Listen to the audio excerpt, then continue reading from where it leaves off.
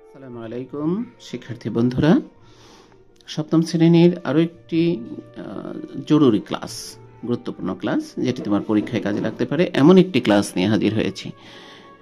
তো আজকের যে ক্লাসটি সেটিও একটি বইয়ের কাজ, মাঝি কবিতার তৃতীয় যে বইয়ের কাজটি রয়েছে সেই তৃতীয় বইয়ের কাজটি আমরা এই ক্লাসে দেখব কিভাবে করা যায়। এটা যেহেতু একদম তোমার মেধা থেকে করতে হবে, কাজেই আমি আমার যা কিঞ্চিত মেধা আছে সেটা দিয়ে আমি লেখার চেষ্টা করেছি। তোমরা তোমাদের মেধার সাথে এই লেখাটিকে সমন্বয় করে লিখে নেবে। তো চলো দেখে নেই আজকের ক্লাস।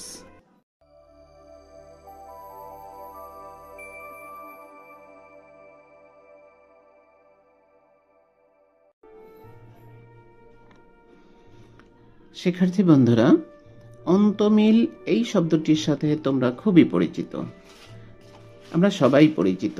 অন্তমিল, এই অন্তমিল বলতে কি বুঝি আমরা? শব্দটি কবিতার সাথে সম্পর্কিত। এই অন্তমিল, অন্ত মানে হলো শেষ, শেষ, আর মিল মানে তো আমরা বুঝি মিলানো বা উচ্চারণগত যে মিল থাকা সেটা মিল। তাহলে অন্ত শব্দের অর্থ শেষ, অর্থাৎ প্রতিটি চরণের শেষের যে মিল সেটা হলো অন্তমিল। চরণ কি? চরণ মানে কি পা? না, কবিতায় চরণ মানে হলো লাইন। প্রতিটি লাইনের শেষে যে মিল থাকে, শব্দগত যে মিল থাকে, সেটাই হলো অন্তমিল। তো আজকের যে ক্লাসটি এখানে রয়েছে এই ক্লাসটির সাথে এই অন্তমিলের বিষয়টি খুব গুরুত্বপূর্ণ, কাজে এটি আমি আগেই স্পষ্ট করে নিলাম তোমাদেরকে। এখানে দেখো, আমরা 123 পৃষ্ঠার যে কাজটি সেটি করতে যাচ্ছি। এটি মাঝি কবিতার পরবর্তী তৃতীয় যে বইয়ের কাজটি সেই কাজটি। তো এখানে রয়েছে দেখো যে সব মিল শব্দ খুঁজি, মিল শব্দ খুঁজতে হবে, আমাদের তৈরি করতে হবে, নিজের ভেতর থেকে লিখতে হবে। বলেছে ছড়া কবিতায় এক লাইনের শেষে শেষ শব্দের সাথে পরের লাইনের শেষ শব্দের যে মিল থাকে, পরের লাইনের শেষ শব্দের মিল থাকে, যেমন পারে, ধারে, সারে, রাজি, মাঝি ইত্যাদি। তোমরাও এভাবে মিল শব্দ তৈরি করতে পারো। নিচে কিছু শব্দ দেয়া হলো, এগুলো এক বা একাধিক মিল শব্দ লেখো। তুমি যখন কবিতা লিখবে, তোমার যদি মিল শব্দ সম্পর্কে তোমার মধ্যে ধারণা না থাকে বা তুমি যদি শব্দ মিলাতে না পারো, তাহলে কিন্তু তুমি কবিতা লিখতে পারবে না। তো সেই মিল শব্দগুলো কেমন? যেমন ধরো এখানে পরবর্তী যে কবিতাটা আমার সামনেই আছে সেটা থেকে একটু দেখাই। যেমন এখানে দেখো বট, তট, চাষি, পাশি, পালে, ডালে, তাই, খায়। এই যে দেখো প্রতিটি লাইনের শেষে মিল রয়েছে, তাই না? বট এই শব্দটার সাথে তট শব্দটার সুন্দর মিল রয়েছে, উচ্চারণগত মিল রয়েছে। চাষি এই শব্দটার সাথে উচ্চারণগত মিল রয়েছে। পাশি, তারপরে পালে, ডালে, তাই, ধায় মিল রয়েছে। এটা হলো অন্তমিল। তো এইরকম শব্দ আমাদের খুঁজে বের করতে হবে এই কাজটাতে। তো সেই শব্দগুলো কিভাবে খোঁজা যায় চলো তো দেখি, একটু খুঁজে দেখি পাওয়া যায় কিনা আদৌ। এখানে বলেছে যে শব্দ এবং মিল শব্দ, এখানে কিছু শব্দ দেওয়া আছে এই কলামে। এই কলামে যে শব্দগুলো দেওয়া আছে এই শব্দগুলোর মিল শব্দ খুঁজে বের করতে হবে। তাহলে তুমি এই লিখতে পারবে, ছড়াও লিখতে পারবে, কবিতা লিখতে পারবে এবং তোমার জন্য লেখাটা অনেক সহজ হয়ে যাবে। এই জন্য মিল শব্দগুলো আমাদের জানা দরকার। যেমন এখানে আছে ছেলে, ছেলের সাথে মিল শব্দ কি যায়? জেলে হতে পারে, মেলে হতে পারে, খেলে হতে পারে, তারপরে বেলে হতে পারে, ঢেলে হতে পারে, জেলে হতে পারে। অনেকগুলো মিল শব্দ এখানে দিয়েছি। এরপরে আছে মেয়ে, মেয়ের সাথে কি হয়? যেয়ে, বেয়ে, নিয়ে, খেয়ে, চেয়ে।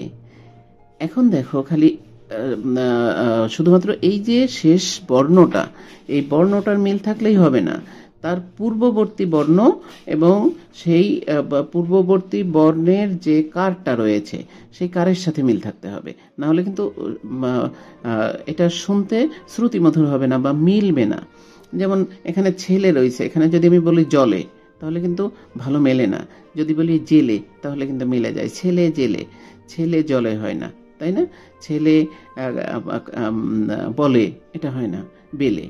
তাহলে দেখো যে এখানে এই যে ছয়ের সাথে একটি একার রয়েছে, এই একার সহ এবং শেষ বর্ণ তার যে কারটা রয়েছে, অথবা যদি কোনো কার যুক্ত না থাকে সেভাবে মিলাতে হবে। যেমন এখানে লয়ের সাথে একার আছে, আর এই ছয়ের সাথে একার, এই বর্ণটা আমাদের না মিললেও চলবে, কিন্তু এই যে কার রয়েছে সেই কারের সাথে, অর্থাৎ তিনটা বিষয়কে আমাদের এখানে মিলাতে হবে, শেষ বর্ণের সাথে কার এবং পূর্ববর্তী বর্ণের কার, তাহলে দেখবে যে সুন্দর মিলে গেছে। এভাবে আমাদের শব্দ খুঁজে বের করতে হবে। আর এভাবে শব্দ খুঁজে বের করতে হলে তোমাকে কি করতে হবে, অনেক শব্দ জানতে হবে। তোমার ভেতরের যে অভিধানটা রয়েছে সেটাকে সমৃদ্ধ করতে হবে, প্রচুর বই পড়তে হবে, প্রচুর বই পড়তে হবে, যা পাবে হাতের কাছে তাই পড়বে, পত্রপত্রিকা পড়তে হবে।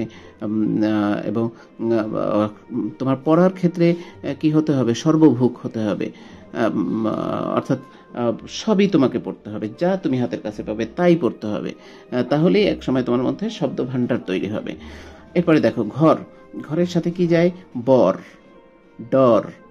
একটা জিনিস খেয়াল করো, যেমন ঘ এবং র, ঘর, এই ঘরের সাথে কোনো কার নাই, আমার এইগুলোর সাথেও কোনো কার নাই, যদি কার দিয়ে দেই তাহলে কিন্তু ভালো মিলবে না। ঘর, বর, ডর, পর, জ্বর, তারপরে ভর, মর, ঘর, এগুলো সব এই ঘরের সাথে যায়, তাই না? এগুলো অন্তমিল, তাই না? এই ঘরের সাথে যেমন ঘরটা মেলে, তাই না?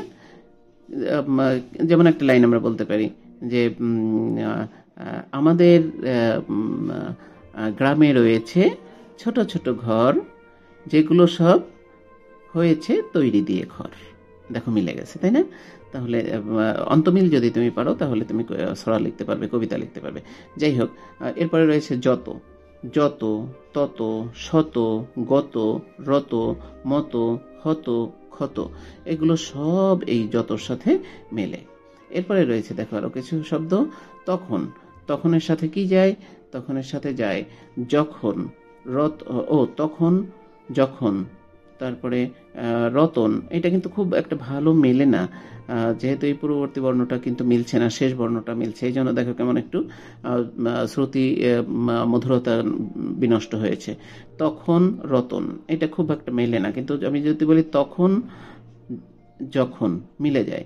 তখন, এখন, এটাও মিলে যায়, কিন্তু এগুলো দিয়েও মিলাতে পারো তুমি, সেটা শেষ বর্ণটা মিলবে, কিন্তু এতটা তোমার ছড়া বা কবিতা যাই লেখো সেটা ততটা শ্রুতিমধুর হবে না। এরপরে রয়েছে দেখো পারের সাথে কি,